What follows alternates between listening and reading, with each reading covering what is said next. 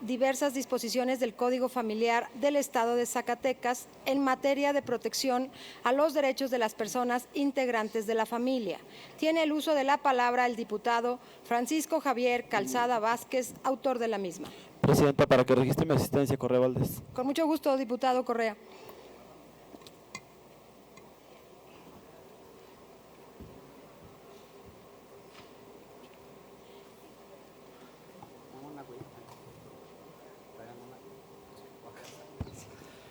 Gracias, diputada presidenta. Adelante, diputado. Esta es una iniciativa que se ha trabajado durante bastante tiempo, que consta de 39 páginas, pero quiero solicitarle su anuencia para leer un mediano resumen hasta donde fue posible, para no dar lectura a todo el documento, diputada presidenta. Adelante, diputado.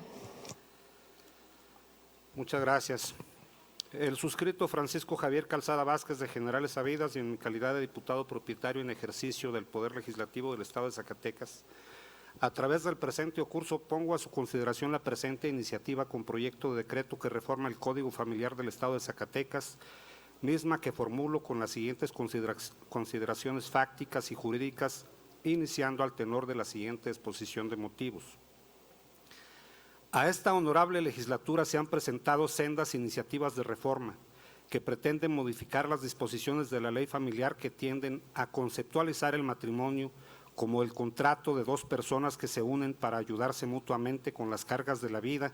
dejando de lado el otro propósito que el derecho contiene al respecto, que es y procrear la especie. Ello atendiendo las directrices de la Suprema Corte de Justicia de la Nación y la solicitud de grupos organizados de la sociedad civil que impulsan esta reforma al amparo del principio de igualdad, esto es, todos los derechos para todas las personas. Por otra parte, se atiende que es a partir del matrimonio como figura jurídica que se instituye la familia como célula básica de la sociedad, componente fundamental del Estado, visto como organización jurídica, política y económica del pueblo, asentado sobre una demarcación territorial propia, con un gobierno legítimamente establecido conforme a nuestra cultura.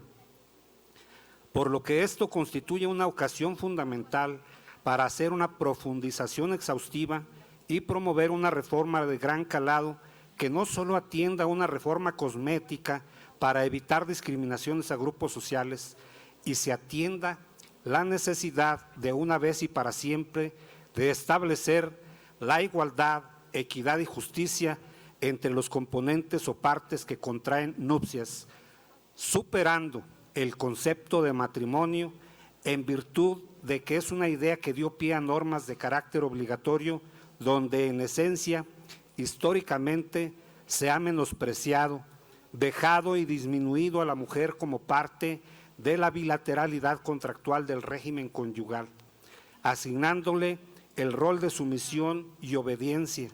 cosificándola y otorgándole gradualmente derechos humanos y políticos que aún a la fecha siguen siendo establecidos mediante palabras cuyo origen, etimologías, marco histórico, social y jurídico fueron establecidas en las raíces bíblicas, introducidos por el componente español de lo que fue el proceso del mestizaje posterior a la conquista y que es base y antecedente de nuestra nación y que a su vez tiene raíces de las culturas griegas y romanas. El matrimonio podría tratarse como acto jurídico, contrato jurídico y como institución, o si se prefiere, como sacramento y como institución, más aún atendiendo a la cantidad de personas que en México profesan el catolicismo y las implicaciones culturales que ello tiene, es indispensable estudiar el matrimonio regulado por el derecho canónico, antecedente natural de nuestra ley familiar. También podría tratarse, por un lado, sociológicamente y por otro, en sus efectos cotidianos en su implementación en la época y lugar de su realización. En el caso, en esta época, en el estado de Zacatecas, lo que incluye la cultura de tradición patriarcal y machista. Un gran avance representa para el Estado de Zacatecas la separación de los conceptos de familia y matrimonio establecidos en el artículo 3 del Código Familiar. En efecto, nuestro Código Sustantivo Familiar da al matrimonio la definición de contrato jurídico y no de acto jurídico, en tanto que de acuerdo con el artículo 146 del Código Civil para el Distrito Federal, la institución del matrimonio es la unión de un hombre y una mujer con el propósito de realizar comunidad de vida, con respeto entre ambos, igualdad y ayuda mutua, con la posibilidad de procrear hijos. Como contrato, según el derecho canónico, el matrimonio es el convenio. Ahora se establece como acuerdo de voluntades explícito que para el logro de los fines antes mencionados, bien de los cónyuges y la generación y educación de la prole, celebran el hombre y la mujer. Para nuestro derecho vigente, el matrimonio es un contrato solemne que realiza un solo hombre con una sola mujer para ayudarse mutuamente con las cargas de la vida y procrear la especie. Es obvio que en esta definición no caben las nuevas figuras fácticas de personas asociadas para ayudarse mutuamente con las cargas de la vida y procurar la sobrevivencia de la especie en los términos que las leyes señalen. En especial, en cuanto a las consecuencias en las sucesiones intestamentarias, temas de seguridad social como salud, pensiones y regímenes patrimoniales de constitución familiar o enlace conyugal. El matrimonio, primero que de otra índole, es un producto social en tanto que natural. En este punto, de nuevo, aludimos a Tomás de Aquino, quien sostiene que tal institución es de auténtico derecho natural. Establece aquella teoría de derecho natural que los humanos por inclinación natural y por necesidades de la misma naturaleza se unen entre sexos diferentes. Así se niega en lo absoluto la lógica de uniones matrimoniales según las definiciones que hemos proporcionado entre personas con el mismo sexo. Esta teoría deja de lado que las personas con inclinaciones o preferencias sexuales diversas son también naturales, son seres y aconteceres que se encuentran en la propia naturaleza y que, por tanto, atendiendo a las investigaciones científicas, deben, de una vez y para siempre, dejarse de tomar como desviaciones, rarezas, enfermedades, perturbaciones o perversiones. En 1973, la Asociación Americana de Psiquiatría decidió eliminar la homosexualidad del Manual de Diagnóstico de los Trastornos Mentales, DSM por sus siglas en inglés, y urgió a rechazar toda legislación discriminatoria contra gays, lesbianas. La acción vino motivada tras una completa revisión científica sobre el tema. Esto solo fue el primer paso de un lento proceso de cambio que tardaría en llegar al resto del mundo, pues hubo que esperar aún 2 décadas hasta 1990 para que la Organización Mundial de la Salud retirara la homosexualidad de su lista de enfermedades mentales. Sin embargo, la medida de la OMS no impidió que se siguieran practicando todo tipo de terapias para intentar curar a los gays y las lesbianas. Ante esta situación, explica a elmundo.es Fernando Chacón, decano del Colegio Oficial de Psicólogos de Madrid, la APA se vio obligada a firmar una declaración en el año 2000 en la que expresa que no hay evidencia científica que apoye la eficacia de la terapia reparativa para alterar la condición sexual, por lo que no está incluida como tratamiento psiquiátrico. En efecto, para la psiquiatría y la ciencia contemporánea se consideran sanas y normales las diferentes posturas al respecto de género y sexo. La doctrina conservadurista supone que esas uniones pueden realizarse con otros propósitos, pero jamás matrimoniales en el sentido estricto de la palabra, máxime si se atiende la raíz etimológica. El acto sexual, la convivencia que el mismo provoca y el amor con ello relacionado dan razón a la permanencia de la unión entre los cónyuges que ambos deben sostener. Para la mayoría de los teóricos, el matrimonio es un ejemplo de producto de derecho natural, de lo que por ser de acuerdo con la naturaleza de las cosas es ineludible para el legislador. Situación rebasada por la realidad social, siendo un producto histórico, social, cultural, de desarrollo humano y de fundamento para la felicidad, debe ser actualizado por el derecho positivo y vigente, atento al devenir histórico de la humanidad y de la adecuación a las condiciones fácticas de los gobernados. En el caso de Zacatecas, debe atenderse el mandato contenido por la Suprema Corte de Justicia de la Nación, que no da margen de discrecionalidad o elección. El legislador solo debe establecer en la ley familiar lo ya reconocido, otorgado y resuelto por la máxima instancia de interpretación del derecho. En la actualidad, el derecho contenido en el Código Familiar vigente contradice al derecho emanado de la Suprema Corte. La lucha por la igualdad y la no discriminación ha llevado a organizaciones sociales ocupadas por la constitución familiar con enlaces nupciales del mismo sexo o género, detener forzosamente la denominación matrimonio en la conceptualización realizada en la parte 1 y que una parte fundamental de su vida sea tener hijos como si esto les afianzase el ser una pareja auténtica. Es evidente que para las asociaciones lésbico, gay, bisexual,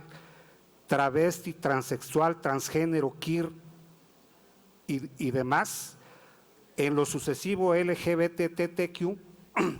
supuso un logro la aceptación del matrimonio, pero tal vez como sociedad conjunta no llegaron a debatir aspectos por culpa de una presión añadida de la no aceptación por parte de grupos de presión que trataban la orientación como una enfermedad o aberración y que hicieron el eje del debate la desviación. Cuando lo que tenía que haberse debatido es por qué las parejas de hecho no gozaban de los mismos derechos que el matrimonio. En vez de esto, se partió y se dio por bueno que el matrimonio es la única forma real de ser política y socialmente correcto y aceptable. Ese debate se diluyó en la nada sin pensar que se estaba aceptando un modelo conservadurista y patriarcal y que hasta hoy se sigue manteniendo como una certeza, donde se sigue castigando al que socialmente no asimila el modelo y parece premiar al que dice que se casa como si una decisión personal que se debe solo al amor le diera un plus o valor agregado si registra a su pareja. Y al decirlo se hace referencia al conjunto general social, tales como hacer la declaración de la renta, pensiones, sucesiones, etcétera. Es evidente que ante esta posición donde se demerita lo que no hace lo que debe,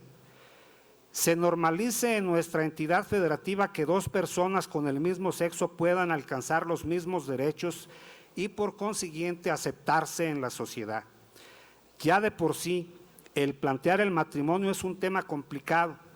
porque si hay una construcción social patriarcal en todo el planeta con el peso de la historia, ese es el matrimonio.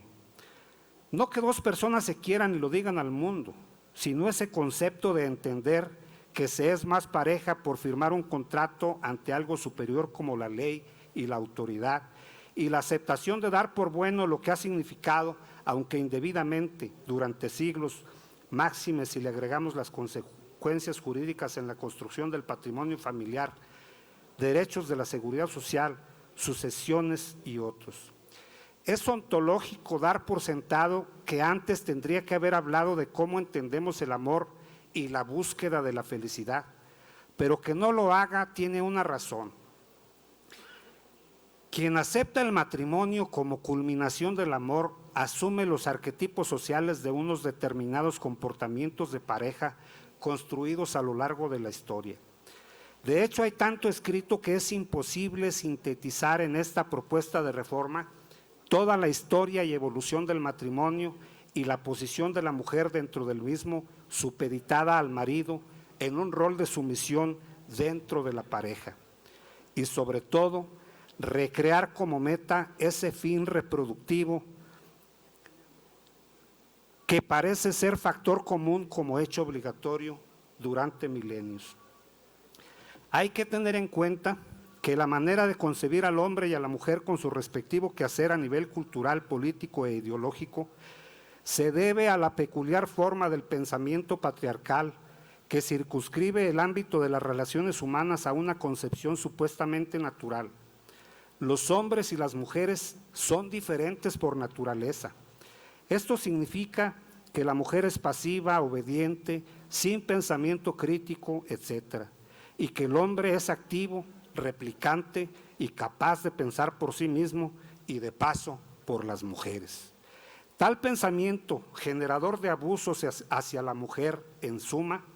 hace que los hombres sean los que gobiernen y las mujeres las que obedezcan. En buena medida debemos semejante dualidad a los pioneros de las ideas que como productos forjadores de la conciencia han abonado al terreno de las relaciones humanas para influir de manera decisiva en ellas. A modo de ejemplo baste señalar la Biblia, los filósofos presocráticos, Pitágoras, Platón, Aristóteles, hasta los creadores de las teorías psicológicas como las de Sigmund Freud y Lacan. Cada uno de ellos justificará teóricamente el papel que deberán asumir el hombre y la mujer en el mundo occidental. La mujer, así como lo sostiene Toscano Medina,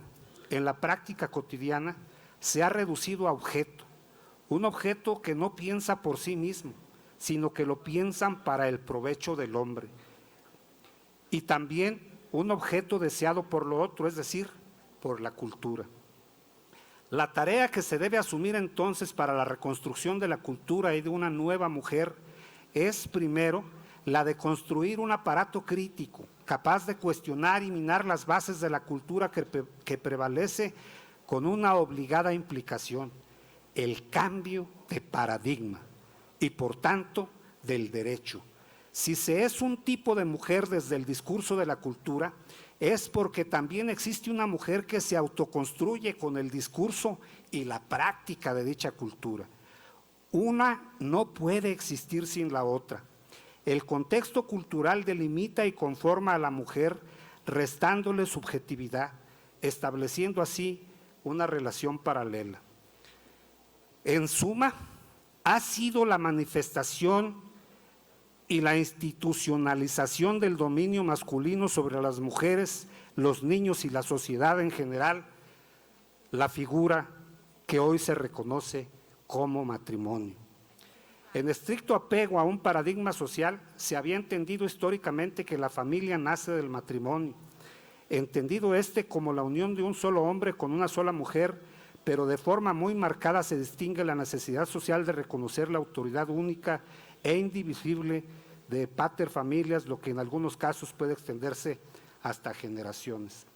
Esta concepción de la familia y el matrimonio como origen de aquella subsiste hasta nuestro tiempo, si bien ahora de una forma sutil, aunque durante la segunda mitad del siglo XIX y todo el siglo XX, de una manera abierta, lo que es